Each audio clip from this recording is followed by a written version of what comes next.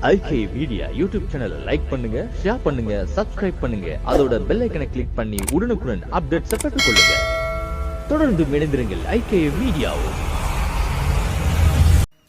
Hi everyone, my name is Chiranthi Senanayake and I'm speaking to you at the invitation of IKM Media Network. They asked me to speak a bit on individual measures that can be taken in the time of the COVID-19 global pandemic. Before I speak about specific measures we can take as individuals, it's important to highlight that COVID-19 is not just a task or a job for government or perhaps established large-scale institutions. Individuals have as much a role to play in battling COVID as much as the structures and the systems.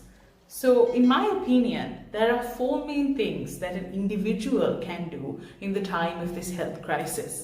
The first thing is adopting anti-contamination practices. Now, what do we mean by anti-contamination practices? Those are practices that prevent the disease from spreading from one individual to another and vice versa. That is where you prevent the contamination of the disease personally as well. So what we need to understand is that COVID-19 is not the common cold or it is not the seasonal flu. It is not something that needs to be taken lightly, because if you compare COVID-19 with the seasonal flu, what we see is the fact that the reproduction rate of COVID-19 is twice as much as the seasonal flu. And the second difference is that the death rate or the mortality rate of the COVID-19 virus is 3.5%. And also, there is no cure or confirmed cure that has been found for the COVID-19 virus. So we need to understand that just because curfews are lifted and just because life starts to enter into a normal process, that does not mean that we stop adopting anti-contamination practices like wearing a mask or where possible where we wash our hands regularly, always carry a hand sanitizer. So practices like that have to be continuously adopted, probably until the end of 2020. And practices like that, not wearing a mask of course, but hygienic practices like keeping your hands clean and ensuring you touch your face less are practices for your entire life, right? So that's the first thing.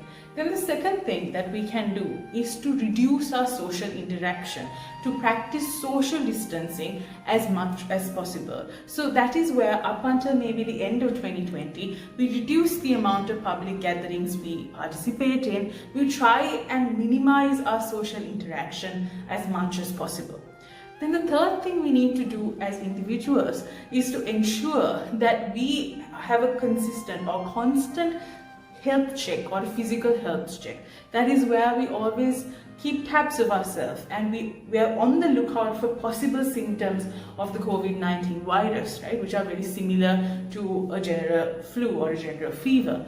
So as soon as you have these symptoms of a virus, in order to prevent it spreading outwards to your loved ones and people you interact with, it's very important that you quickly rush to the hospital or you seek the help of a medical professional.